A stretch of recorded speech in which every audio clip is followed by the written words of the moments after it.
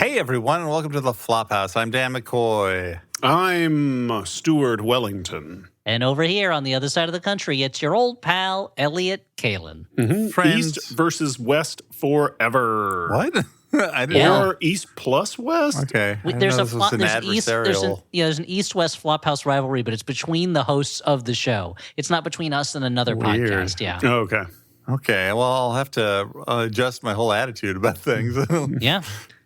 Hey. Change your whole attitude. Drink whatever beer goes with that. Corona. Corona. No. It would be longitude. Or Well, wait, I mean, also latitude. Or is that find Dan, your it rhymed. beach? Wait, I loved how Dan so quickly undercut his correction of that. Yeah, well, I'm like, well, you live southerly of us as well as it is a different latitude. westerly. Yeah. And only one of them rhymes with attitude. So. Longitude. Well, This guy's got a bad longitude. This is the Flophouse, the show with a lot of baditude. And I'm going to level with you beautiful listeners out there and all the listeners, not just the beautiful ones. Wow. Oh, man. You're all beautiful. Dan is You're not all really beautiful. Warmed up is how I would describe Dan. I would say Dan is insecure in his statements today. He feels the need to qualify them. Unlike regular Dan. Well, perhaps Who always stands his ground. Perhaps the revelation. Yeah, that's why I don't run into his house unannounced. Don't do it. Yeah. Perhaps the revelation I was about to spring will explain a lot of the attitude, not the baditude, but the attitude of this episode, which is that. Oh, how you've been huffing glue right before the recording? Number one, thanks to, various adjustments we made for summer trips. We haven't taped a show in a while. And we are only doing the one tonight, and it is late at night. It's been a while since we've done a late night record, so things are a little silly right off the bat and rusty. Silly and Rusty, the Flophouse. The old Flophouse gang, Silly and Rusty. The old vaudeville team of Silly and Rusty. I'm liable to slip on anything, and I'm a rusty nail. You know how this act goes. No, dangerous stuff. Yeah. I mean, it's educational, too. It tells you a lot about lockjaw, Yeah. They were called the tetanus, too. Yeah. So this is the Flophouse, and of course, on the Flophouse. So we've established that. We've established this is the Flophouse. I think we can move on. On the Flophouse, we talk about bad movies. We watch one, we talk about it. But what's this? We Another talk twist. the shit out of it, usually. Yeah. Another twist. This is a Flophouse Mini, our off-week episodes where things get a little more freeform, and I'm in charge. So that first part you can ignore. Yeah. Throw it in the trash. No, that was just for new listeners who might be like, oh, maybe this episode isn't the one I want to listen to.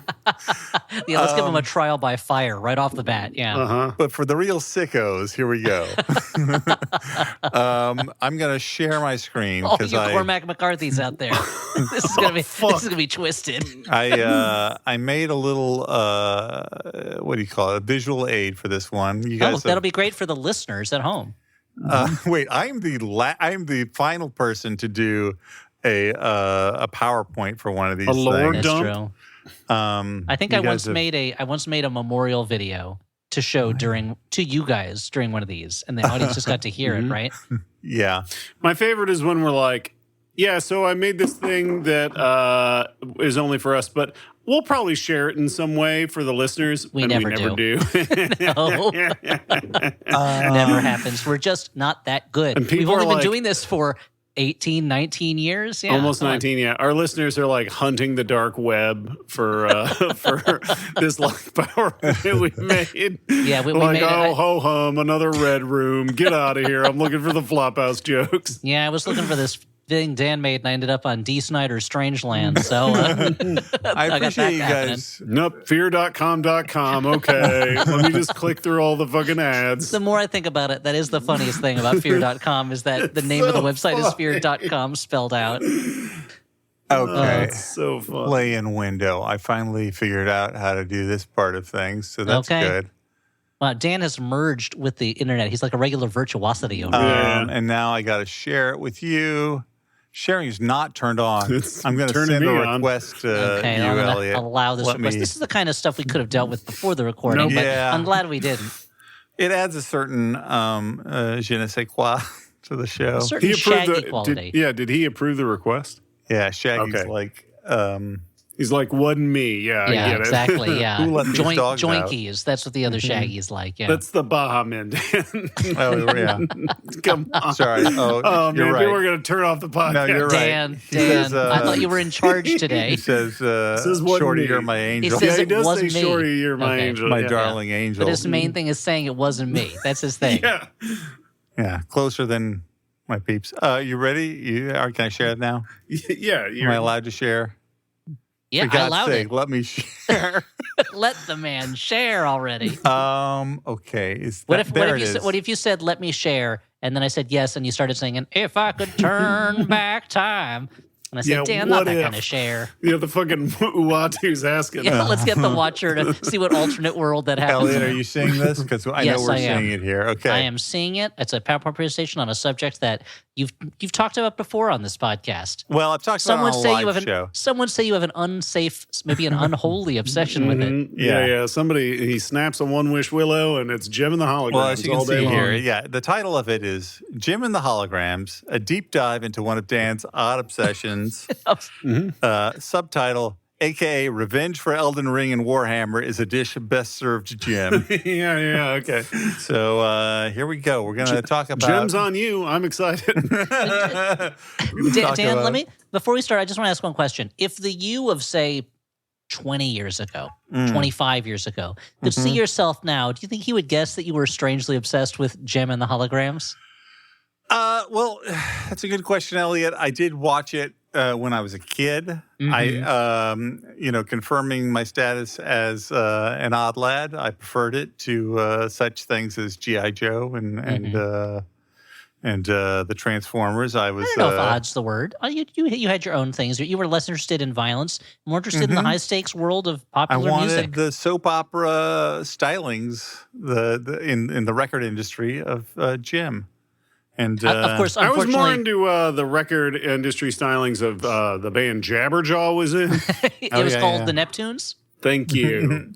I believe. And I get it, because they play music in their tunes. yeah, that's it. Yep. No, because they're I all get it. because they're all nepo babies who play tunes. Oh, That Yeah. makes a lot of sense. So Dan, the only problem is that because you don't watch G.I. Joe, you don't know that knowing is half the battle. Oh, I do. I am familiar with that part of it. Oh, okay. I'm well familiar with that.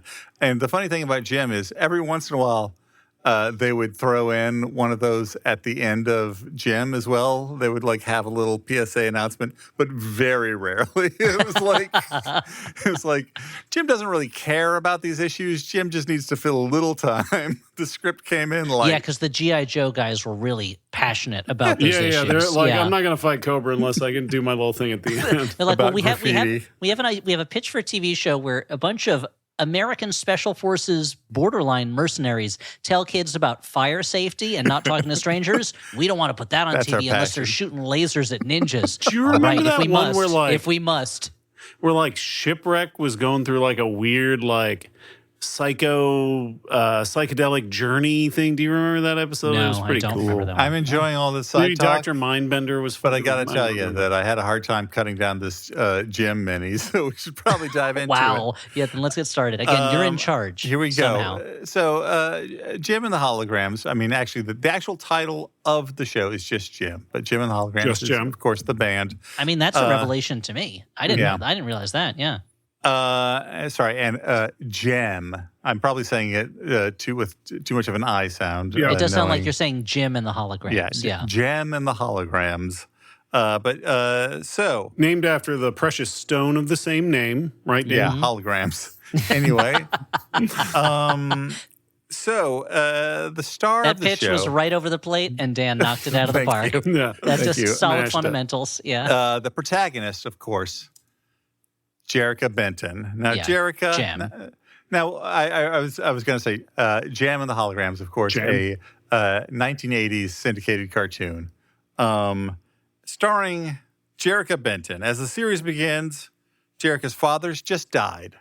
Oh no, leaving her half of Starlight Records and also Starlight House, which is where she grew up. It houses homeless orphan girls from across the country. So so she grew up there, even though her dad owned a record label. Well, I think it was just there. I mean, it was less an orphanage and more just they just kept adopting kids. Creepy. All right, yeah. I mean, it could be great. No, it's could be out normal. of the kindness of his heart, but you You know what?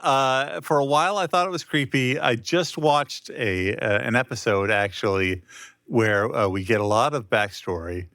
They find Jem's dad's diaries, and we learn a lot about the past. And part of it is that Jerica's dead mother was an orphan herself who grew up in the system, and thus she wants to adopt a lot of these kids. So you're saying the end of Hamilton is ripping off Jem and the Holograms? Yes. 100%.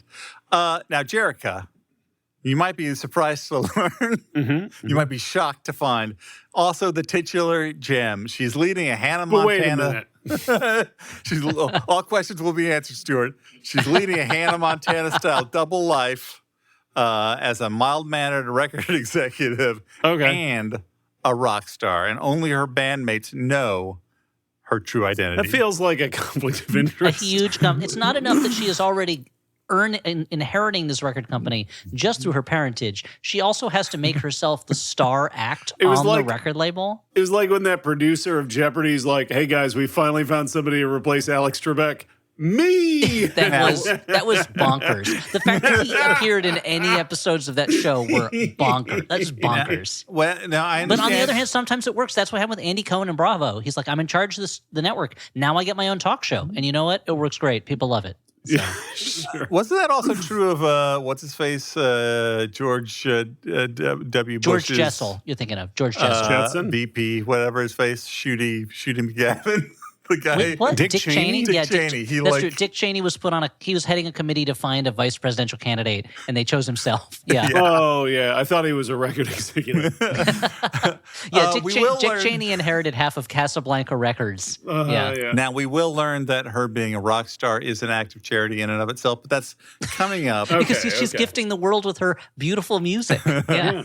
Now, you might wonder why this double life, Hannah Montana, for instance, just wants to be a regular teen. Why does Jem need to do this? I don't know. I don't know. Not really explained. But we do know why she started a band, and that is because that has to do with the villain of the show, Eric Raymond. Now, What an evil-sounding name, Eric. Jerica's dad left him 50% of Starlight Records as the show begins, and he's determined to run it only in evil ways. And he refuses to give. It's got a little bit of Steve Gutenberg energy there. Yeah. In He his, is in an his evil visuals. Gutenberg. Now, what is an evil way of running a record company? I mean, other than the way record companies are usually Yes. run, which is fairly evil. Yeah. Well, Jim doesn't like the attitude. He wants to hire black musicians and then force them to put his name on as a co-songwriter. Yeah. I hate to break it to you, Jem and the Holograms. Eric didn't get there first. Yeah, Jim doesn't like the attitude of the Misfits, the band that Eric brings in, and they're kind of a punk band in a way. So I mean, they're definitely a punk band. You got Lil Glenn Danzig singing his Elvis songs. not Sure. I mean, their style. I mean, the Elvis songs are not the most punk thing that the Misfits could do. Yeah. but And then you got like Jerry the other Only. two. Yeah, Come on. those guys who all became like weirdo MAGA guys later in life, and they're terrible. they're all tri-state area guys. Yeah. That was not a surprise. The surprising thing about the Misfits is that those guys were interested in punk music and horror movies, not that they were interested in bodybuilding, the Seattle Seahawks or the Jets or MAGA stuff. Like, it's not really surprising. Yeah. Now, the cartoon Misfits are sort of punk coded, although their music does not sound that different from. But did the band Holograms. The Misfits ever try to sue the Jem show? Good question. Don't know. Cool. But to complete your Your obsession. your other question, I'm gonna search this. I will answer. And the evilness of Eric, part of it is he refuses to give the money that she needs to keep up Starlight House, where all those poor orphan girls live. Oh, I see. He wants total control of the company, so he makes a bet on the upcoming Battle of the Bands, one of his bands versus one of Jerica's, and the winner gets total control of the company and a mansion, which will, of course, later be handy when Starlight House is burned down by one of his goons. Oh, no. What is his band? Well, it's, of course, the villainous Misfits. Wait. Oh. They Now, look so much cooler. Guys, an animal print is in, especially when you have like a weird tasseled belt on top of it. now, the Misfits got a great look. They've got a winning punk attitude, even though they do try and, as I will get into later, commit a lot of crimes. They're unrelated to the band fronted by Glenn Danzig that you mentioned previously. But they do repeatedly try to murder Jim and the Holograms over the course of the show. Frequently, their schemes have plausible deniability that it could have been an accident, but they do stuff like throw them overboard on a cruise okay. I mean, that's okay. That's above and beyond being just a rival band. Yeah. They smash a building they're in with a wrecking ball at one point. Okay. That seems, again, too much. Pretty dramatic. I will introduce you to the Misfits. This isn't this isn't a Rube Goldberg thing. Like they're just literally just A to B on these. No, I don't think Rube Goldberg ever tried to kill anyone by smashing a wrecking ball into a building. Not that we know. He smashed a wrecking ball into a building, and then that building fell over, and then like 100 years later, something bad happened. Yeah, but it was all to tie his shoes. That's the thing. It was for a good cause. Yeah. So I have some information according to a news source called Reddit about the Misfits v. Misfits thing. Apparently, the creator of Jem and the Holograms didn't know about the band The Misfits until after the show had been running for a while. Wow. And the members of the Misfits did not hear about the show until it was pretty much almost over. And at the time, apparently, according to this, the Misfits had broken up and nobody was using that name for their band. So they didn't see any point in legal action. It's kind of a magical story in its way. Yeah. Yeah. Everyone ended up happy. No one had to get sued. But let me introduce you to the Misfits person by person. We've got Pizzazz. Okay. She's the lead singer. She's brash and scheming. She comes from a wealthy family. I think it's a sign of how much better the Misfits are that you did not introduce us to the individual holograms. Well, we're going to get to the holograms. I'm backing into it. We got Roxy, the guitarist. Okay, she's cool. There's not a lot. I mean, that kind of hair is super in. No. She's got an attitude. What I just want to say is, with her combination of hair and face paint, she looks the most like the main character from Liquid Sky to me right now. That's true. Huge influence on Jem and the Holograms. They all have definitely an Adam Ant energy. Sure. Yeah. Because they're tiny. Like an ant. And there's like 1,000 of them, and they all live in a hill together. Yeah. We've got Stormer. She plays keyboard. Okay. She's the Nazi of the group. Yeah, No. Yeah. Quite the opposite. Quite the opposite. She is the closest thing the Misfits have to a nice to a Jew. one. Oh, because I would say the opposite of a Nazi. We know what that is. Yeah, she is the nice misfit. In one episode, she and Jerica's sister Kimber leave their respective bands and join together, put out an album together, and apparently in a later like a real Milo and Otis. In a later Jem comic series, Stormer and Kimber are a couple. Oh, there you go. Shippers. Now, Dan, is this the way that they spell the word pizzazz, or is this the way that you spelled it? This is the way because it looks like pizza ass. It does look like pizza ass. That's exactly what I was getting at. Yeah. I mean, two great things. Like the way one of the members of the New Jersey-based Misfits might describe somebody as being a nice pizza ass. And lastly, in the Misfits. Now I just want to see The Sopranos, but it's cast with the Misfits. In the Misfits, finally. Hey, Glenn, can you believe this guy? Hey. What are you going to do about it, Glenn? They're moving in on territory. There's one more member. We've got Jetta. She joined in season 2. She plays saxophone. She's the British one. She has a terrible British accent. At one point, she and her Cockney parents try to grift Pizzazz from her family money. Now, of course, they are the rivals to Jem's band, the Holograms. Okay. Who do look almost exactly the same. Very similar. Big 80s hair. Everyone looks like their combination, like Nagel painting and Trapper Keeper. Pastels. Yeah, it's like if Lisa Frank had a band. Mm-hmm. Yeah. But if Lisa Frank's band was also Duran Duran. Yeah. Mm-hmm. Oh, man. They are assembled from several Starlight Girls. We've got Kimber, That's Jem's sister. She's the keyboardist and songwriter. She is Is she winking or did she lose an eye like Odin? She's winking in this picture. She lost an eye when that wrecking ball hit the building. Did Kimber inherit any of the record company, or just Jem? Just Jerica? Jerica. Because if I'd be Kimber, I'd be pretty pissed if I didn't get a piece of that. So it is definitely showing preference to the biological daughter over the adopted daughter. Yeah, I don't like that. I don't like that at all. But Kimber does not seem to bear ill will. She is very sweet, kind of naive, kind of prone to feeling overlooked like a younger daughter. Now, the other holograms aren't given a lot of personalities other than being multicultural.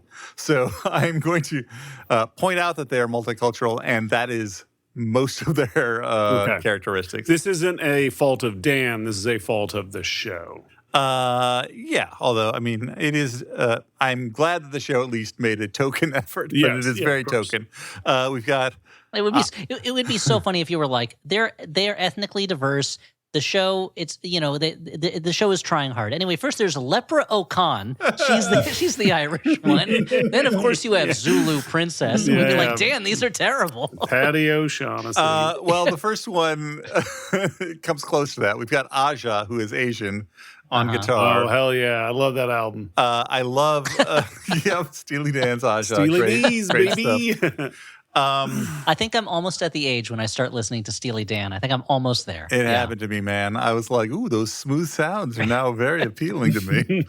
I'm going through a big heart phase right now, and I'm enjoying it a lot. So I don't know if I'm ready for Steely Dan. You might walk down a dangerous road called Pink Floyd territory. Oh boy! I've walked that road myself. I feel like that's it's a almost door like a yellow brick road.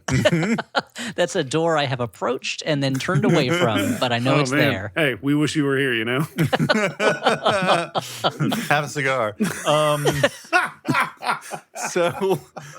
I will say, Aja. The wall. No. Oh, man. Yeah, you're keeping it up in the air. We're hacky-sacking this thing. Yeah, let's volleyball this bit. I'm comfortably numb to Elliot's charms at this point. Wait, that's not a... Hold on a second. Now, Aja actually, I will say, has some technical abilities, and I love the voice acting on Aja. She always sounds kind of sleepy, which, of course, appeals to me. Would you consider that a stereotype that the Asian character has the technical abilities? A little bit, yeah. Okay. But we'll move on to Shayna, who is black. She started on the drums, but moved to bass after she briefly left the band to be replaced on the drums by Raya, the Latina member. And there's also a band called the Stingers, who are introduced in season 3. They antagonize both the Holograms and the Misfits. I like that guy's energy right now. I mean, it looks a little bit like Sebastian Bach and like two of the Simply Irresistible dancers, but with different hair. They look like the women from the Moni Moni video. The Billy Idol Moni Moni video. They look like a throuple who are trying to come on to you. Certainly in that pose, yeah. Yeah, I mean, interesting stuff, but this is getting long. I'm amazed to see the guys holding a martini glass. Like, that's not the kind of stuff you can usually do in kids' cartoons, yeah? Back in the 80s, man, it's all latchkey kids watching cartoons where people shoot each other or bands try and kill each other, you know? Yeah. So I'm going to put the Stingers behind us. I don't really... That's where they go. And no bees have stingers on their face. Come on. I'm going to get into a few, there's some NBCs or non-band characters. Kind of we're going to highlight a few. Now, what I like is just to highlight for the listener, Dan called them NBCs, non-band characters, and he has the NBC peacock on the slide. That's just a little visual gag for the three of us. Yeah. Yeah.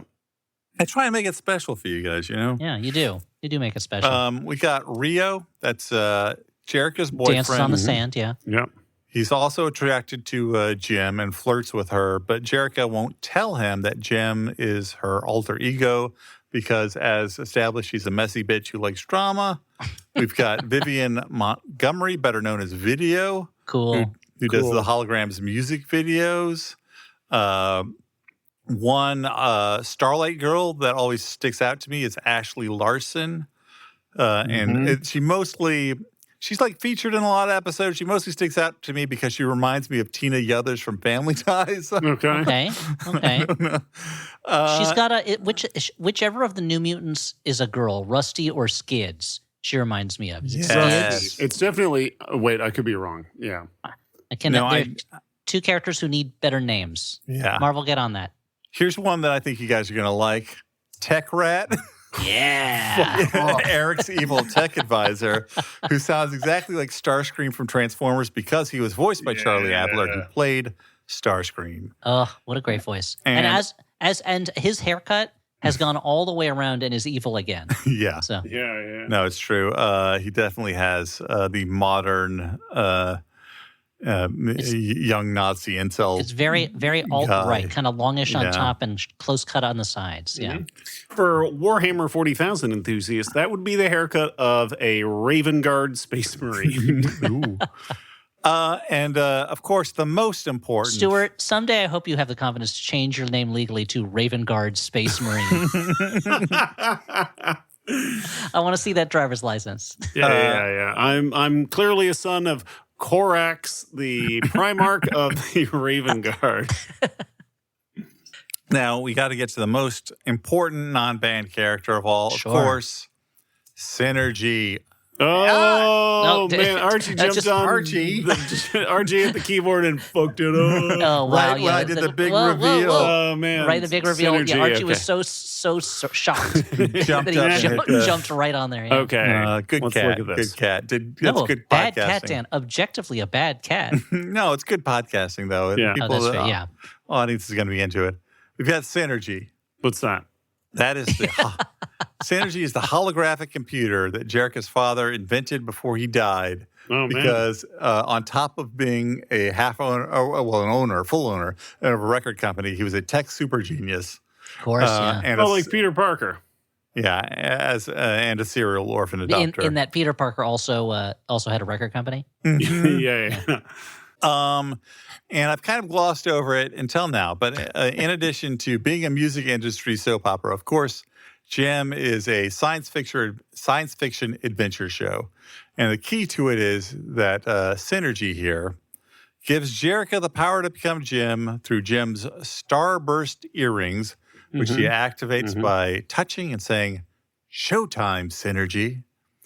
And in addition to using Synergy for her music career, Jericho often uses her holograms to distract and save her from the misfits or other threats. Now, yes, Elliot, you have a question? I just want to say, visually, Synergy is giving me big kind of aerobics meets Xanadu energy, and I love it. Yeah. This is exactly what I was going to say. Yes. Synergy looks like a sci-fi aerobics instructor. Yes. Mostly she lives inside the computer, but she can project herself fully out. And it's a great design. And also, Synergy is in large part based on Jericho's deceased mother, who died in a plane crash when Jericho was young. So, wow. I will say Perpetrated by the Misfits, I'd imagine. Probably. The computer designs the character designs, I'm sorry, not the computer designs. Oh, this computer looks cool. It's kind of like a Wurlitzer organ, H.R. Geiger-esque kind of electronic device. I will say the character designs it looks and like the fashions. the pinball machine Centaur, where you have a man motorcycle hybrid that's being ridden by a lady. What I'll say, the designs, top notch. I think they do a great job doing designs. And if you were to do a show about 80s stereotypes and you tried to outdo these designs, I do not think you could. Impossible. No, I'm going to say, like, Elliot, you put your finger on something. I'm one of the hosts of the Flophouse, and so sometimes, welcome. Sometimes my enjoyment of something is it's hard to distinguish what percentage of it is ironic or not. Hard to say, even for myself. Like my enjoyment of this show, like some of it is like it is silly, wacky stuff happens. There are nutty line readings from these over-the-top 80s cartoon voice actors, but there's stuff in it that I genuinely know that I actually love, and part of it is the way that the show looks. It is... Yeah, I think it reminds me a lot, both the way you appreciate it and some of the style elements of another deep lore dive that I made you guys go through that Dan has not mentioned yet, and that of course is JoJo's Bizarre Adventure. Yeah. Which is like if Nagel designed WWF wrestlers. Well, yeah, this is, I mean, of course, this is done by animation studios in Asia that are drawing on, in addition to sort of American 80s Well, but styles. they wouldn't. I don't think they would have been doing these designs, right? What was the production company behind this? they might not have been doing the designs. I don't know. But the show definitely draws on certain anime stylings before sort of pure anime came to these shores. But anyway, before we get on to the second part of the mini, before we take a little break and then do part two, I just need to address, of course, one of the most important elements of the show, and that is the songs. Every episode of Jem has at least 2 original songs in it, lasting from about 30 seconds to a minute, accompanied by a music video that has clearly been animated by a better studio with a slightly bigger budget than the rest of the episode.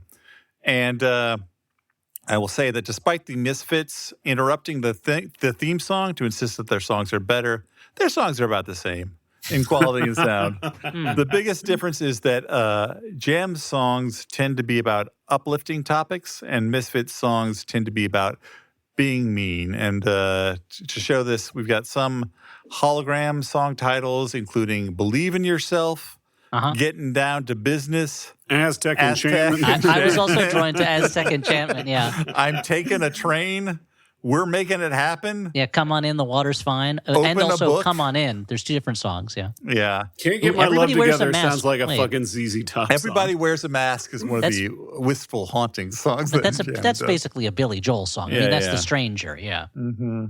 Getting Down to Business, Glitter and Gold, yeah. Yeah. Getting Down to Business also a ZZ Top song. But Misfits song titles are more along the lines of Making Mischief, Bad Influence, Out of My Way, Gimme, Gimme, Gimme, We're Up, You're Down, and I like I'm that going to one. hunt you down. So, How Does It Feel also a ZZ Top song. and Designing Women. oh, wow. Yeah, they didn't do their research when they were looking up the titles for some of these things. I mean, didn't do their research. I think they probably just heard other songs and were like, yeah, we could use that. One last song-related thing before we go into Share a little bit of yourself. go into the break. I love the idea of a song called Out of My Way. There's already a song called My Way. I want one called Out of My Way. Of course, the theme It's song. like the response to a response diss track. The theme song to Jem, the famous one we all remember. Jem, I'm gonna live forever. Close. I'll Jem, be a hologram. Jem, that one. Jem is truly outrageous. Truly, truly, truly outrageous. Now that song, that theme, of course, is a banger. However, Jem and the holograms, no one should terrorize the neighborhood. That's really more the Misfits, the problem I guess. is for half of the episodes starting in season 2, the theme that we all recall is actually switched That we for a all different recall. one. All of us. Well, you remember the Jem is truly outrageous. Truly, I mean, truly, kind of. truly I kind of remember it outrageous. more as a reference than anything else. Yeah. That song is, I would say, a genuinely great theme song. It is switched for a different one in season 2 for about half the episodes. I hear the Jem is calling, toss salad and holograms. This one, the refrain of this other song Jimmy, that smile again. Jimmy, that smile. is me and my friends are Jem girls. Jem, Oh. Jem is my name. Exciting adventure, fashion, and fame. Once you're a Jem girl, you're never the same. Come on, and be a Jem girl. Jem is my name. And now, the song is way worse, but it is in our household. Our theory is this was done to make Jem sort of more aspirational for young girls, so they could sell more toys to make them, quote, Jam girls. But we don't have any evidence to back this up. This is just our I mean, theory. it sounds like you're going to have to go all the way to the president on this Yeah. one to find out what happened. Well, speaking of the president, Maybe wait precedence. Yeah. Speaking of the office of the president, we may be hearing a little bit about that in the second half of this episode. Second half? This is yeah. I kept saying we're about to get to the break, Elliot. I thought it was one of those breaks where it's like sometimes they do on like Everybody Loves Raymond, where you'd come back for like a minute of television afterwards, you know. All right, we're over 70 episodes into our show. Let's learn everything. So let's do a quick progress check. Have we learnt about quantum physics? Yes, episode 59. We haven't learned about the history of gossip yet, have we? Yes, we have. Same episode, actually. Have we talked to Tom Scott about his love of roller coasters? Episode 64. So how close are we to learning everything? Bad news. We still haven't learned everything yet. We're ruined!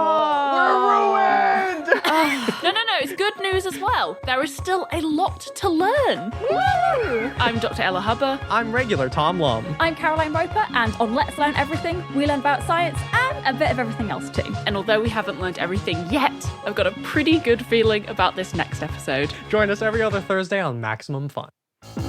If you want to know what's going on in the world of movies, you should be listening to Maximum Film so we can tell you all about it. Okay, but what if you already know what's going on in the world of movies? What if you're kind of obsessed with movies, like maybe you have a problem? Well, then you should definitely be listening to Maximum Film, because we too have that problem, and it's important you know you're not alone. We're talking indies you'll want to seek out. Blockbusters and blockbusting wannabes. Classics we can't get enough of. I'm comedian and writer Kevin Avery. I'm film critic Alonzo Duralde. I'm festival programmer and producer Drea Clark. Together, we're Maximum Film. Smart about movies in Hollywood, so you don't have to be. But if you already are, that's also great. And hey, we see you. New episodes every week on MaximumFun.org. We're sponsored in part, this podcast, The Flophouse, by Factor. Factor. Sometimes, you're tired, you don't know what to eat, you just grab the nearest thing to you, no matter how bad it is for you. Maybe it's one of your own children. You shouldn't eat that. No, don't eat that. No. What are you, the god Saturn? What are you doing? That's a bad choice. Sometimes eating well, though, isn't about willpower or making choices. It's a setup problem. You got to set yourself up for success, and that's where Factor comes in. It can help you hit your goals without planning, grocery runs, or cooking. It just gives you good food right there. Factor has meals built around your nutrition goals, including high fiber, high protein, and carb-conscious options. And if you need some strength and workout recovery, Stuart, check out Factor's Muscle Pro collection. Give me that muscle. You pro? Factor is fresh, never frozen. Over 100 rotating weekly meals, including globally inspired flavors like Mediterranean and Asian, so there's always something new to look forward to, and it's delivered straight to your door, and it is ready to eat in 2 minutes. So you don't have to worry about cooking. You got more time to do the other stuff that you want to do. I have enjoyed these Factor meals. I've said it before. Unlike Elliot, I like cooking. I even like the prep part that he hates. I like chopping up stuff. Don't I like it. measuring stuff. Hate that. But sometimes I get tired.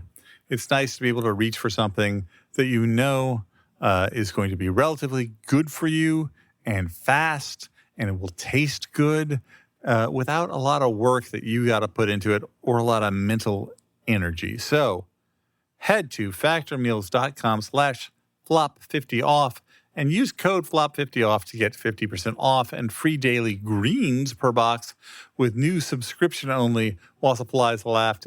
While supplies last. While supplies last. While the supplies laugh and laugh and laugh at you. While the supplies last, of course. That's what supplies do. Live, last, love. Hey, you can get those free daily greens per box with new subscription only while supplies last until September 27, 2026. See website for more details. Also, the Flophouse is sponsored in part by ZocDoc. ZocDoc. What is it? Well, Webster's Dictionary defines no. ZocDoc is a service that helps you connect with a doctor. This episode is supported by them. In fact, it's designed to make it easier to find a new doctor when things in your life change. It helps you search and compare local in-network doctors, and their free-to-use website has tons of reviews from real patients, so you can check out these doctors, what other people thought of them, dedicated doctor profiles to help you choose the right one for you. And you can see actual appointment openings and click to instantly book a visit, usually with 24 to 72 hours. When I have, in the past, needed an entirely new type of doctor where I'm like, I don't know, I think this thing might be wrong with me. I don't know where to go. I don't have a contact for this. I have found ZocDoc to be very useful in that situation. Your health matters, and taking care of yourself shouldn't be complicated. So find and book the right doctor with ZocDoc. Head to ZocDoc.com/flop to get started and check that appointment off your to-do list. That is ZocDoc.com/flop. We've also got a Jumbotron, and this week's message is from Behind the Camera Travel Agency. Travel planning has become so overwhelming that planning a fun trip can feel like another chore. Specializing in both family vacations and company meetings, Behind the Camera Travel is a modern travel agency that will help you plan your perfect vacation or your corporate conference at no cost to you. We plan so you can enjoy your picture-perfect memories. So book your travel now at behindthecameratravel.com. The Flophouse will be performing live. Yes, you heard me, live, What? in person for you. One stipulation. If you are in Louisville, Kentucky on September 18th of this year at Luckily, 8 I will p.m. be there. You will be there, Dan. You'll be one of the performers. I sure hope you're going to be there. Otherwise, I'm going to have to use stand-in Dan, which is just my hand with a beard drawn on it. Man decoy right there. Oh man, I would give money. Can I go there and then I was gonna say wear a fake mustache, but I have one as part of that beard that you were mentioning. So I guess I would have to shave it off and sit in the audience in disguise to watch you. No. You should put an additional mustache on top of your current mustache. Yeah. Yeah, so that's exactly what you should do. But don't do that. Don't tell us about it. Instead, save it as a prank. Okay. Listeners, maybe it'll happen. We are going to be at the Whirling Tiger in Louisville, Kentucky on Friday, September 18th at, let's see, what time does the show start? The show starts at 8 p.m., doors at 7 p.m. If you're interested, and I think you should be, go to flophousepodcast.com/events, and you will find the link to tickets. Again, that is Friday, September 18th in Louisville, Kentucky. And it's interesting that we're talking about music and singers and the music business in this episode. Because Howell Doughty's going to be our special guest. Yeah, because Howell Doughty, a.k.a. Alex Smith, will be our special guest. And we're going to be talking about the movie Glitter, starring Mariah Carey. So come see us with special guest Howell Doughty, Friday, September 18th at the Whirling Tiger in Louisville, Kentucky. Does he use a computer You to think morph? Alex is a computer? No, does Alex use a computer to morph from Alex to Howell Doughty? Oh, I mean, probably. There's he no way to probably find out. uses a computer to morph. Yeah, if he does I mean, he uses a computer for most of his work, is my guess. Yeah. Everybody's morphing these days. So go to flophousepodcast.com/events for tickets to see us live in Louisville, Kentucky. We haven't done a live show in a while. I'm really excited about it. We're hoping to do more in the future. But for now, this is your only chance that we've got on the books. So again, that's September 18th in Louisville. Other than that, I've got my regular old stuff to plug. Joke Farming is on store shelves and also available as an audiobook. That's my book about joke writing. Barbarian Behind Bars has just finished its run as a comic book, and it's going to be a collected edition at some point. And Harley Quinn continues to come out monthly, written by me from DC Comics. That's How all my long stuff. have you been on Harley Quinn now? For what? It'll be about 2 years pretty soon. Wow, So, that's quite a run. This is We my got a longest real run on a Chris book. Claremont over here. To be honest, I'm like, 2 years. Wow, that's amazing. And then look at him like, he wrote X-Men for 17 years? What? Wow. No wonder every other story was just about mind control and bondage domination. Yeah. Hey, write what you know. Mm-hmm. So, returning to Jem. Now, Wait, before we turn to Jem, do you think if the Crypt Keeper had a comic book video podcast, he'd call him Chris Scaremont? Yes, of course he would. Okay, Dan, continue. Then he would probably do maybe like a little laugh after he did Just it. just a little chuckle. Just a Just knowing like a chuckle. tiny one. Nothing too outrageous. Yeah, no. He's a restrained gentleman. Yeah. So, and I'm going to be honest here, guys. The back half is the fat half of the mini. This mini was way longer, and I was like, "What am I doing? I can't." Yeah, I mean, it is Jem and the holograms. I can't put all of this in here, so I cut one of these. So you're welcome. Anyway, the point is, Oh, thanks. to save for another mini in the future. I'm going to summarize the first couple of acts of a pair of episodes of Jem. Okay. And then at the second commercial break, where the cliffhanger is, I'm going to pause my summary. I'd like you both to postulate how this episode might end, how it might resolve, before I give you the actual ending to the episode. And so the first of the two episodes I'm going to give you a synopsis of. This is from season 2. It is episode 23. It is titled Journey Through Time. Now, in this episode, Jem and the Holograms are set to headline the World History of Music concert. And the Misfits are mad because they want the gig. Now, Eric says that Tech Rat is working on something that just might make that possible. Jem rehearses the first of our songs for the episode, Rock and Roll is Forever. And the music video... It's caveman themed, right? Because it's the history of music from the beginning. Don't skip ahead, Elliot. Rock and Roll is Forever. And the music video for that is them getting zapped into stereotypical outfits from various cultures across the world. I see. At Misfits HQ, Tech Rat has, of course, invented a time machine. Of course. It's so funny that this kind of thing happens all the time in cartoons. It's like, we invented a time machine. Let's use it to become the headliners at a concert. It's like, even if you weren't going to use it for good things, there's so many more profitable bad things you can use this for. I mean, they don't have the scheming intelligence of a Biff from Back to the Future. Right. Yeah. Well, that's always the question about synergy, too. It's like, Starlight House, you could fund it with patenting synergy. I mean, in this flashback episode, the dad's like, this technology is too dangerous. It has to remain a secret. But that's He was clearly, right. He was right about AI. Yeah. Should have remained a not thing. Yeah.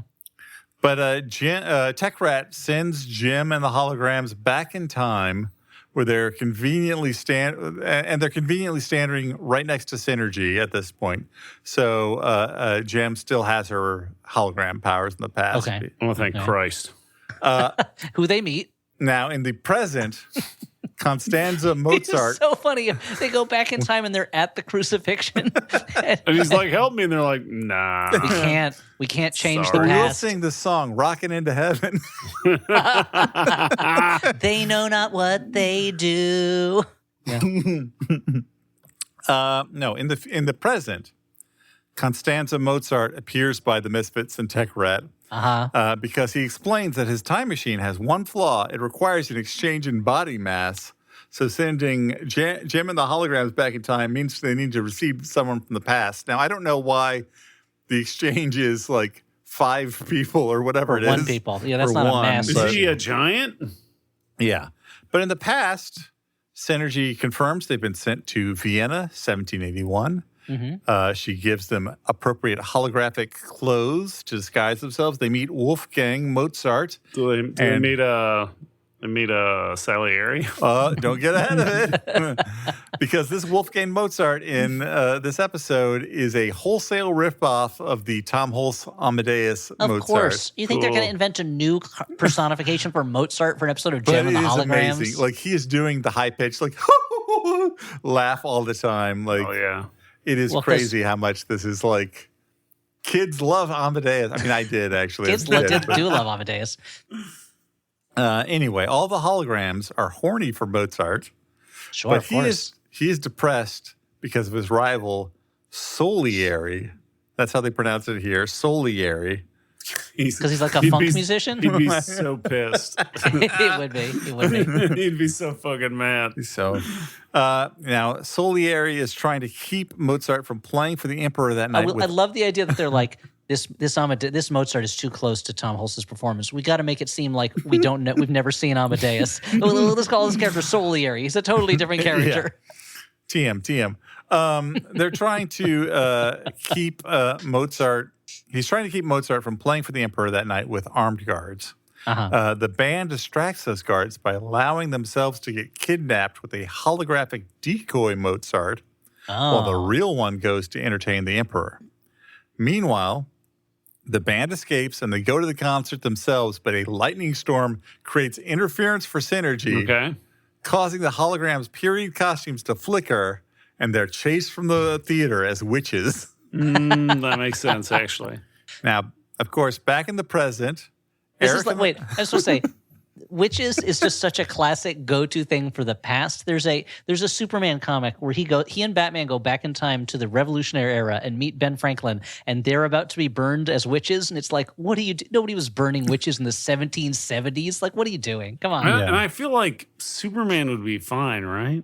He would be fine. He was probably laughing as Batman tried to blow out the flames. Yeah. There's a part in it where they say, "Oh no!" They go, "Why are you dressed like that?" And he goes, "We're traveling players. I have an S on my chest for Shakespeare."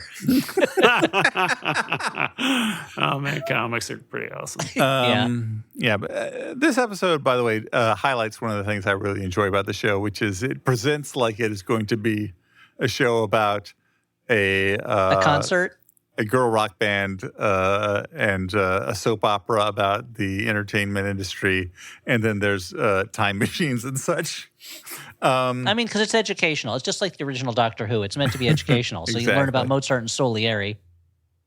In the present, Eric and the Misfits are getting annoyed by Constanza, and they insist that Techrat send her back, which unwittingly that rescues the Gem crew by sending them to London during the Blitz. Oh, that's not a place you want to be. Yeah. A ballroom blitz, I hope. Well, speaking of ballrooms, they see a poster for the Ben Tiller Orchestra because I guess Glenn Miller's name wasn't in the public domain like Mozart's. No, and neither was Ben Stiller's, yeah.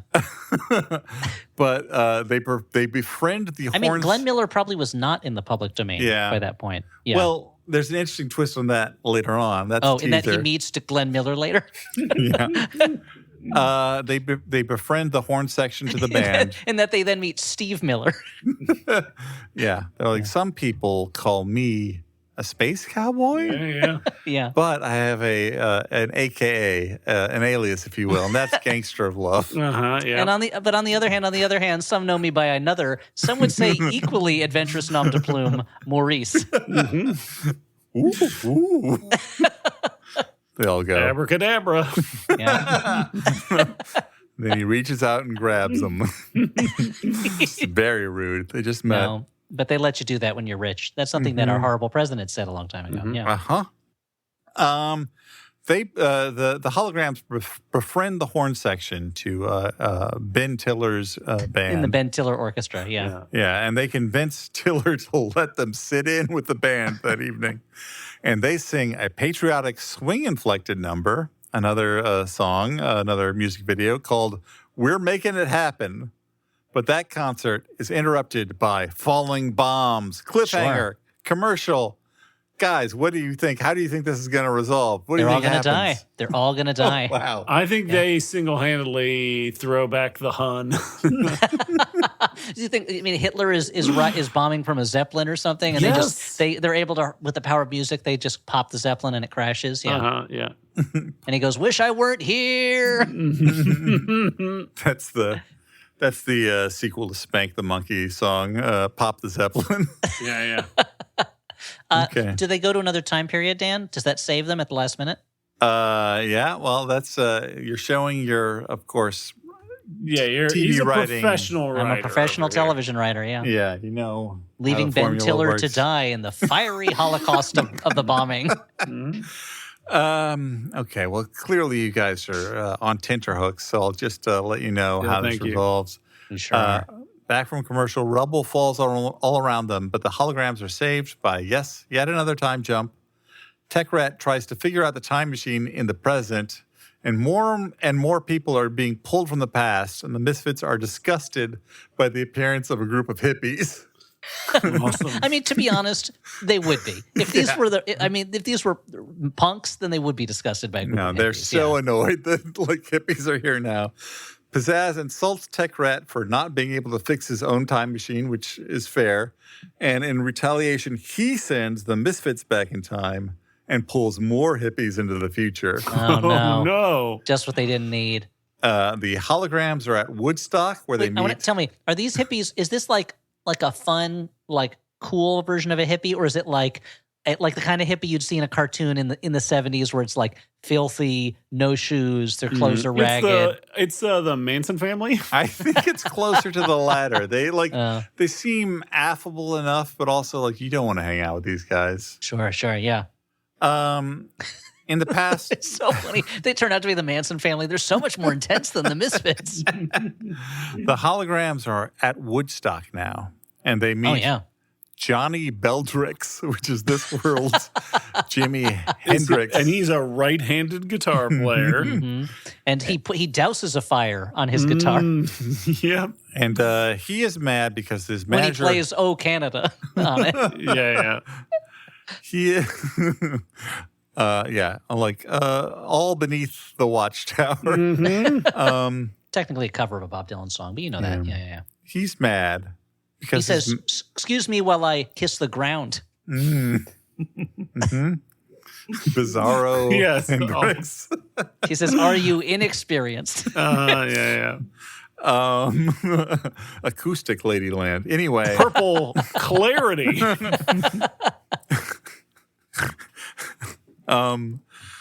Domesticated doggy lady. By the way, Instead of Fonzie lady. should I send back this purple Claritin I got? I think it might be tampered with. The Misfits, he's mad because his manager wants him to play with these crazy chicks called the Misfits. And that raises a lot of questions about when these two bands arrived relative to one another. But I guess there's a time machine, so I'm not going to think about it. It's time travel, Dan. It's not linear. Come Yeah, on. yeah. I've watched Primer and Looper and all that shit. Yeah. All of the Urs. Meanwhile, Synergy is trapped in a semi-truck that's driving Chaser. away. Wait, what? Say that again? Why? How did Synergy get in this truck? I don't know. I don't know whether she like zapped into the semi-truck or someone stole her. She's driving away, apparently. She's running out of power. The holograms of the Misfits confront one another on stage. Jem creates a hologram of Eric to forbid the Misfits from playing with Beldrix because they're exclusively assigned to him. Interesting. Okay. Beldrix goes on stage. You think she could just do that more often to get their way? Beldrix plays the Star Spangled Banner as Synergy descends from the ceiling. Can't copyright that. Public domain, assholes. Synergy descends from the ceiling, shooting laser lights. Pizzazz messes with Wait, but I thought Synergy was in a truck, Dan. Yeah, well, I guess the idea is some roadies found Synergy, and they're like, this is exactly the sort of zazz that Woodstock needs. This is what Johnny Beldrix needs for his act, man. So Synergy also traveled through time with them? Yes, this whole time. I don't know why. Like the first time was like they were standing next to each other. I don't know why later on. I guess because she was unstuck in time, so the time machine's like, oh, I see. This got to go too. Yeah, Synergy was selling a bunch of brown acid? What was the bad one? Yeah, I think it was the brown acid. Yeah. I mean, all of it's pretty bad for you.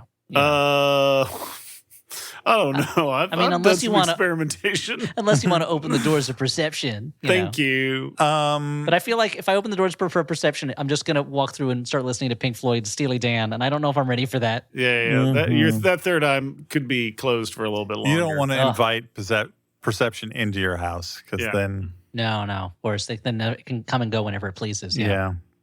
You mean Perception, the vampire stripper? Sounds sexy. What are we doing? Dan. There's nothing sexier. Yeah. Sounds sexy, says Dan of Obvious Monthly magazine. So Pizzazz messes with the ropes that are hoisting Synergy down to the stage, Yeah. causing Synergy It seems almost like a to strange fall. way to bring Synergy onto the stage. You think you just wheel her on, but Yes. Well, no, it's dramatic. From the heavens, these lights come down. yeah, But that's true. before she crashes, Tech Rat has finally figured it out, sending everyone back to the past. Both bands come home. The Misfits, having returned home, attack Eric, thinking that he blew their chances at playing Woodstock and being part of history. And they They would have hated being part of Woodstock, right? I mean, I guess it's if you're famous or whatever. it's a but- legend, They, in retaliation, send him back in time where he's threatened by a dinosaur, which also brings... Which also brings... Yeah, the dinosaur pulls a gun on him. Yeah. Yeah, somebody Cut call you, man. somebody call an ambulance for you. And that brings a dino to the present, Cool. where it smashes the time machine, which I guess zaps Eric back. Okay. And then... As opposed But to that- leaving wait, him there forever, which is So what that would was really like happen. Tech Rat's life's work, Yeah, right? well, I mean, he whipped it up in like a week. Yeah, he Okay. didn't write anything down, so it can never be made again. No, never again. I know you guys are all worried about the World History of Music concert. Now, I feel like I'm more worried about it than the makers of the show are. Jem and the Holograms go there. They play their new song, "Rockin' Down Through Time," which has been inspired by all of the musical figures they met on their adventure. And Then the it weird, was Mozart. Then it was a kind of off-brand Glenn Miller. well, that's but the then weird thing. I was about to say, this song name checks Glenn Miller, just says Glenn Miller. So I guess they could use his name in like the real context, but not for their faux character. That My they guess Well, is- they sent over the character sketch, Yeah. and Glenn Miller didn't approve because the ghost of Glenn Miller was like, My makes guess me is look that bad. I don't my like guess it. is that they wrote the song and recorded it, and then found out, oh, you're not allowed to use his name. Oh, well, we'll just call him Stem Giller or whatever his name is. Anyway, that's the end of that episode. I got one more of these. okay, One more let's- episode. Oh boy. No, we can get through this. But this one's fun. No, this no, one, no. We can get through. This one you're gonna enjoy. This one's called "The Presidential Dilemma." It's from season 2, episode 17, and it starts with secret agents showing up at Starlight Mansion. This should have been our BOCO this year. Just Jim and the Holograms episodes. Yeah. So secret agents show up at Starlight House Yeah, Yeah, to do what? Fucking they've ICE got a agents, personal probably. invitation from the president. He To wants someone else's house? No, he wants That's not Jem how and the invitations work. Holograms. Oh, I see. They're delivering it. Yeah, they're I see. delivering an invitation. He wants Jem and the Holograms to play for them at the Kennedy Center next week. Oh, the Trump and Oh. Kennedy Center. Not Not anymore. anymore. They took it Oh. off. They say they took it off. They put a curtain in front of it, and they I'll didn't really do it, I celebrate think. whatever small victories we have.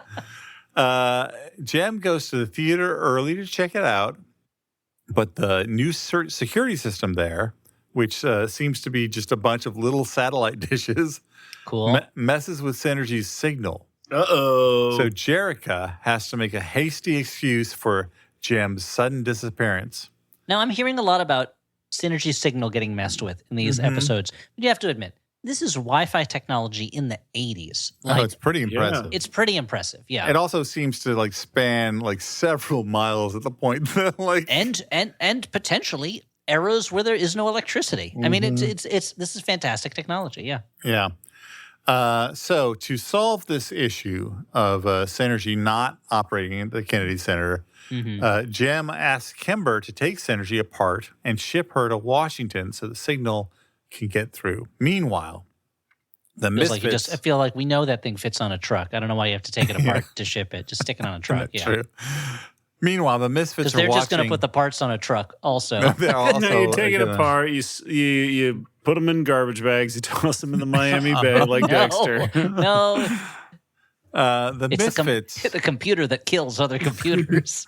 The Misfits are watching a That's news... basically IG-88. It's called .comster. He's a computer Yeah. that kills other computers. Yeah. Yeah. IG-88, IG takes flesh bounties also. Yeah, he doesn't give a shit. Just kill droids. Yeah. Okay. I don't know about him. The Misfits... Oh, let me tell you about him. Anyway, he's a bounty hunter droid. Mm-hmm. The Misfits are watching a news report. What makes him different from Forlom? Well, Well, he's I a mean- different person. Well, one, they're different names and they look different. Than the actor. But IG-88 is rebelled, I believe, against his programmer and killed his programmer. Whereas Forlom, I think, was a protocol droid reprogrammed by Zuckuss. By And the two of them are Zuckuss, best yeah. buds. Yeah. Yeah, they're two dudes. And Zuckuss is the one with like fly eyes. Yes, Yeah, fly yeah. eyes and Okay. like kind of tubes coming out of his And face. he's the one who isn't Bosk. Bosk is Now, a Bosk is Trandoshan. like he's the a lizard man. mummy And again, kind No, of- no, that's Dengar. Dengar. That's Dengar. And Dengar. remember, Bosk is not Bosch, who your dad loves. That's true. I read Bosk some is- Bosch Bosk- novels. Yeah, I've read well, some- you're at You're the kinda Steely dad. Dan age. Yeah, just a Steely Dad, yeah. Just I've because I read don't some- have kids. And I've read some Bosk novels where he's solving crimes. Yeah, that's Tales from Mos Eisley Canteen. Yeah. Um, We did used to have a Lift the Flat book about Bosk on a mission. So I have read a Bosk book, but not a Bosch book. Dan, should I read some Bosch novels? what are your feelings on sort of modern, hard-boiled detective fiction? You know what? It's not what I gravitate towards. Yeah, well, you can skip it.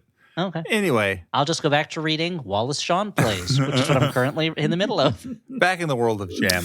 The Misfits are watching a news report about a DC thief dubbed the Washington Marauder. Sick. Marauder implies more than thievery. Yeah. Yeah. This is followed by an announcement about Jem playing the Kennedy Center, Oh. which inspires the Misfits to try and set up their own concert in Washington without Eric's help. Yeah. In pursuit of this, of course, the Misfits burst onto the floor of Congress, demanding equal time with Jem, and sing the strangely ominous song Star Spangled Fantasy. Oh, okay. They are thrown out of the Capitol building. So you're saying January 6th was the second time that someone had Yeah, stormed yeah, the Capitol yeah. building? Yeah. Now the band, the holograms that is, check into their hotel with Synergy, and the Misfits, The who Watergate. are somehow nearby, disguised as Oh housekeeping wait, so staff. Synergy got there. That was not a complication. That Well, she was it in will pieces. or anything. become a complication. Oh, okay. Okay. Okay, that's okay. fair. They're checking into the hotel with Synergy. Watergate Hotel. The Misfits Yeah, are or nearby. the Willard. They are disguised as housekeeping staff. They already course. knew that they needed to do this. They're all in maid uniforms. They hear. I just want to. Should I Yes. admit that is a Venn diagram that a fetish Venn diagram that I find a little appealing at the moment, which is Yeah. punk maid. Mm-hmm. No, I can see it. I can see it 100%. They overhear Kimber say that there is no show without this equipment. Oh, So, of course, they immediately plot to steal Synergy, and they call Eric, who promises That to should be take like care of number it. one fucking action item for the Misfits every time, right? destroy their supercomputer that gives Yeah. them their powers and Yeah. makes them super rock stars. Yeah, I think so. Yeah, step Now, one. I ask you the I thought they favor. were trying to do this without Eric, but they go run into Daddy as soon I as don't they know. have a I question. really don't know why earlier on they're like, there's the show makes a point of like Eric being like, I'm not going to help you with this, and then later on he's like, sure, I'm on board. It's kind of weird, but now this next Because scene, I imagine they wrote the scene where the Misfits go to Congress and they're like, Eric would never stand for that. It's not in his character. he's a lawful evil, not chaotic evil. Thank you. Exactly, yeah. Now I ask you, don't interrupt this next paragraph until I give you the I'll word. try my because best. Okay. This one is pretty great. Now, we cut to Kimber. She's watching a news report with the Washington Marauder.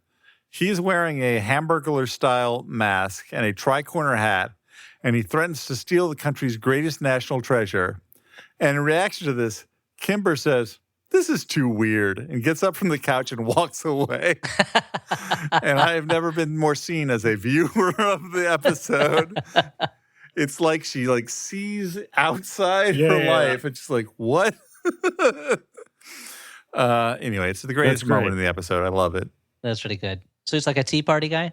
Yeah. And he's wearing, you said a Hamburglar mask, like a domino mask? Like a domino. Okay. A domino mask. But it's mostly, officially they're known as Hamburglar masks. Yeah. Yeah. In today's What parlance. a lot of people think it's named after the Hamburglar, but actually it was called a Hamburglar mask long before the Yeah. Hamburglar Because it existed. came from Hamburglar, Germany. Exactly. Where the law stated you had to wear a mask Yeah, around you your didn't wear eyes. one of Yeah. those masks. Yeah. Yeah. Now, just as they're finishing reassembling Synergy, Jim gets a call to have dinner with the president. And at the White House, Classic. they Which president is discover. Well, this is you know what he doesn't appear to be a caricature of any particular president. Kiefer Sutherland from 24? He's got a little Wait, bit of he wasn't the president in 24, was he? No, he wasn't. He's just he was a national security agent of some you're kind. right. something like that. Yeah, Dennis Haysbert was the president, I right? believe Dennis Thank Haysbert you. either In was or some of became the it, president. like, yeah, Cherry Jones was also a president later Terry on. Jones was president, but he was born in England. He can't be president of the United States. What? He would be a hilarious president. Rest in peace. So anyway, at the White House, they discover they've been pranked. The president did not invite them to dinner. He is currently busy in a meeting about the Washington Marauder. On their way home, Because the president does That's deal like with a local crime local stories a issue, lot. Yeah. on their way home, Jem wonders who would want to prank us, and Kimber says, "I can think of 4 people. Their first initial is M," which I liked. Oh, yeah. No, that's good. At the hotel, someone pulls the plug on Synergy, and the holograms arrive to see men stealing her. They follow her. They follow the truck with Synergy. See, to you just what? put her on a truck. Where is she being taken? The Pentagon. Oh. What does the Pentagon want with Synergy? Ooh, what? I mean, that's a question that you don't even have to bother asking. We know the answer to that. They want to be rock stars. Turns out the FBI got tipped off about some mysterious equipment, and they need to examine it. Synergy is being taken apart as Jem sings the song "Time is Running Out." And we see... Yeah, well, maybe don't sing. Go rescue your computer friend. Yeah. What? Dan, you'll notice, is perplexed by his own notes. Oh, okay. Sorry. The holograms are trying to sort of run past the Secret Service to save Synergy. Sure. As, of course, they all get Jem shot. Yeah. Singing "Time is Running Out." And we see her using what remains of Synergy's holographic powers before she gets set down to try and scare the Secret Service with attacking bald eagles, buffalo, and British redcoats. Oh, yeah. Now, why didn't they just use the holograms to make them look like the president? They could just walk in and take that stuff. Good point. Wow. That would have been a smarter play. But no matter what, the hologram... no, I think Buffalo's attacking works better. The distractions are too late. Synergy gets shut down, and agents surround the band. Oh, no. But they're rescued from jail and probable extradition to Guantanamo by the president, who happened to be nearby. He wants to know more about this Synergy, but Jem refuses to tell. He relents on the testing and takes the band to where Synergy is being examined, but the Washington Marauder cuts the lights. And when they come back on... There is a lot going on in this episode. Yes. When they come back on, the president... I thought the one where they were going back in time, meeting different people from musical history was a complicated one, but this is much more complicated. Yeah, No, this is Robert Altman's Jem and the Holograms. Yeah. When the lights come back on, the president is gone. The Marauder has kidnapped him, and he's racing away with Jerrica clinging to the back of his van. Cliffhanger. Guys, how on earth is this going to resolve? Shit. Okay, so I think Eric Raymond is the Marauder. And he dies of a broken heart. Wow. I mean, non-joke answer, I think Jem is going to save the president, and so they're all okay, and they get Synergy back. Joke answer, the Soviets nuke Washington, knowing that the president is out of commission, and America has to live under the heavy boots of the communist Cossack plague. Yeah, let's find out. Yeah. Before we get back into it, I want to apologize to the listener. I'm doing a lot of how long this is going. Well, no, because I'm doing a lot of reading off of my notes in this one, and already not necessarily the top of my core competencies, but also I have recently started having Invisalign because I have bite problems. And so I find that I'm having a lot more talking issues than normal. So I apologize. Yeah. That shouldn't be an issue. It's not like you're a professional podcaster. What? Oh. Back from commercial. They were like, now this Invisalign will give you trouble. Will you just say something if you're a professional podcaster? But before I do that, let me just numb your mouth so I can put the Invisalign in. Back from commercial. The Marauder explains that he just wants to add the president to his collection of national treasures. It's a private museum that makes the Smithsonian look like a garage sale, he says. And sure enough, this is hidden underground in a James Bond villain style base that made me wonder, like, who is funding this man? How can he do this? He's probably a tech billionaire or whatever. But anyway, the most altruistic thing He's rationally got a for me to very do would be to popular steal all this YouTube stuff. channel, yeah. Yeah, exactly. The band simultaneously are racing to put Synergy back together. Now, you mean So by the band, you mean Jem and the Holograms, not the band, the band. No, not the band. No, not the Last Waltz, the band. Okay. The Holograms, while Jerica is off on this, they're trying to put Synergy back together so she will have her hologram powers. The Marauders' plan... Secret Service has really fallen down on the job. No, a rock band needs to take over the protection of the president.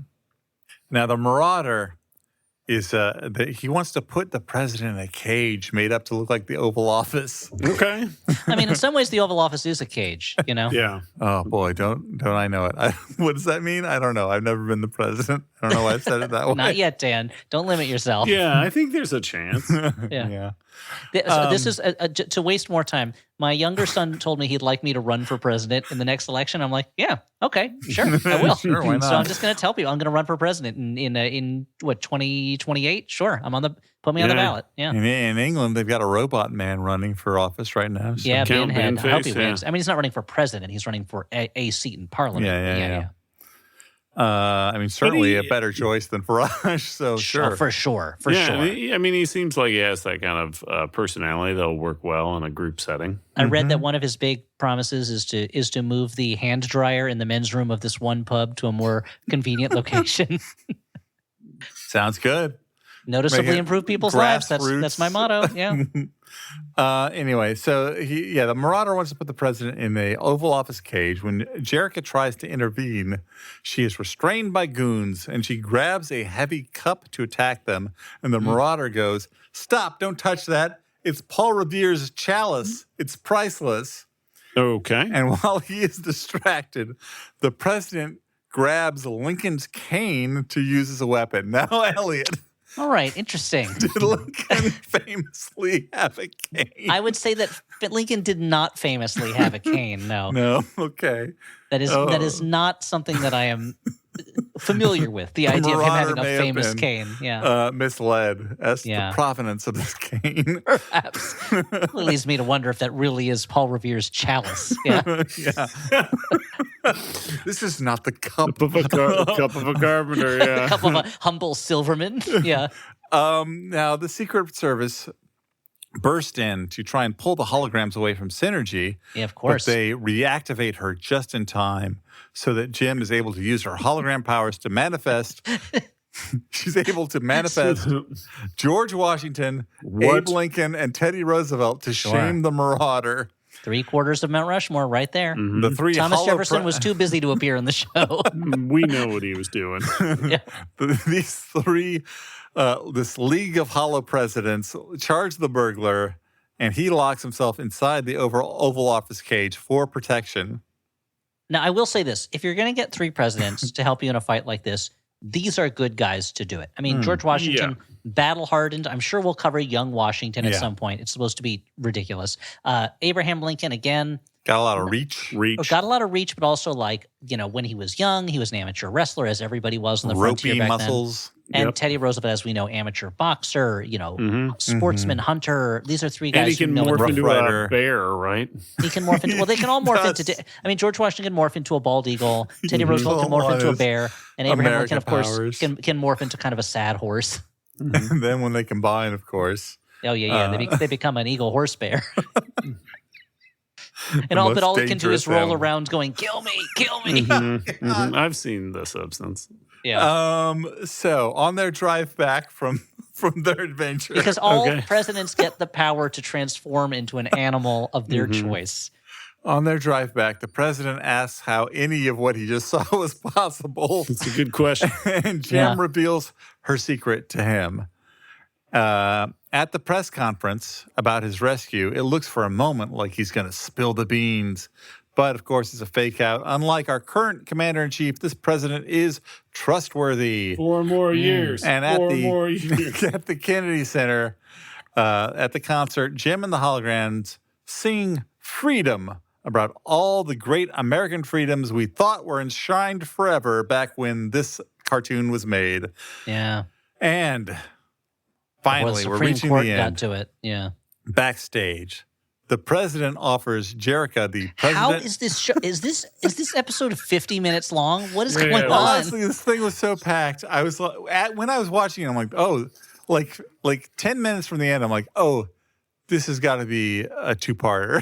Mm-hmm. And then it just packed in the incident. I spent, not to brag, I spent a lot of my time in edit rooms trying to get episodes down to size. They must have been squeezing whatever they could out of this thing to get it down to. It is amazing. Airline. Like as someone who has been trying to write scripts and like struggling with like, how do all these shows I love pack so much story into such a small Jem. I got to give it its laurels. It's great at this stuff. I will say this, Dan. Here's part of the secret. When you're watching TV show, what's the missing element you don't have when you're writing a script? Performance. Yeah. You can get a lot across with performance, and that means you can cut dialogue. It means you can save time. That's a little tip from one who knows. Wink. The more you know. That was a different one, right? Oh, it's a different thing. Wait, and now you know, and wait, knowing is half the battle. Knowing's half the battle. Sure. No, it's half, but they're all things that exist. Yeah. They're all things. That's the beauty of it. They're all things. Everything, everywhere, all at once. Okay. Yeah. Well, final paragraph of this episode synopsis. Backstage, This president. is the longest mini. The president. It really is. The president. And it's about Jem and the holograms. The president offers Jerica. We did an episode with Alonso Duralde about queer representation in film, and it is not as long as our Jem and the hologram tour de force. But in some ways, isn't this also a Pride episode? It's Dan's pride and his knowledge about Jem and the holograms. Continue, please. Backstage, the president offers Jerica the Presidential Medal of Honor. And Jerica says... Highest civilian award, yeah. Jerica says... Presidential Medal of Freedom is the highest one, I guess, yeah. If anyone deserves a medal, it's Synergy. What? And the president, to his credit, does not go, she's a computer, you idiot. He just promises that the next time that she visits Washington, Synergy will be treated with the utmost respect, which causes Synergy to manifest as a projection outside the computer. And she says, that's the best news I've heard all week. And the three of them share a good laugh. Wait, And so that's the end of the episode. Yeah. I can only imagine that they were so spent from having to come up with this story that they did not have any energy left for an actually funny last line. I don't know. It was pretty funny when I was watching it. That's the best news I've heard all week. You would think the president would have a heart attack instantly when a woman jumped out of a computer at him. So I hope, guys, that number one, I hope that now you understand a little bit more about Jem and the holograms. Oh, a yeah. thing that will help you in If your anything, I day-to-day understand life. less, I feel like. Yeah. And Yeah, it's number really two, news you can use for sure, yeah. you understand my strange affection for this show and why, if I come home late at night, this is the thing that I'm like, I'm going to put an episode of Jem on. You know what, Dan? I do understand that more. You've talked about Jem and the holograms a number of times in our private life, and I've always been like, is it time to talk about putting Dan in a home? Yeah, I was going to say, yeah. But now I kind of get probably. it. Now I kind of get it, yeah. Well, at least I've gotten that far. Hey, this is a show that is part of a network. That network If they is don't called, kick us out for this one, yeah. That network is called Maximum Fun. If you go to MaximumFun.org, you can check out the other great shows on this network. And you know what? This show is only possible because we have the support of people who have gone to MaximumFun.org and become members and keep supporting us. So thank you to all of those. And I want to say thank you to our producer, Alex Smith. He goes by the name Howell Doughty. And he'll be joining us He'll be joining us. in September in Louisville, Kentucky. Go to I may have- flophousepodcast.com/events. If I seemed a little slow on the talking there for a second, I was trying to pull up I in the past, I recently plugged the Discord because there's a great community of people over on the Discord. If you want to maybe abandon some of the social media sites that have gotten unpleasant of late, but you still like hanging out with Flophouse folks, the Discord might be a good option for you. And that is lastnamewithheld.com. If you want to check that out, you can be a Discord member. I want to mention, because I rarely do, that we have a newsletter called Flop Secrets. If you go to flophousepodcast.com, you can sign up for the newsletter. You can get stuff like the news of, say, a Louisville, Kentucky show, as well as, a little extra writing from me, Dan McCoy of the Flophouse, every other week. Yeah. But, that's enough plugging, especially for a really long episode. I've been Dan McCoy. I'm still Stuart Wellington after all these years. I'm Elliot Kalin, or perhaps you know me better as Jem. Wink. What? Wow.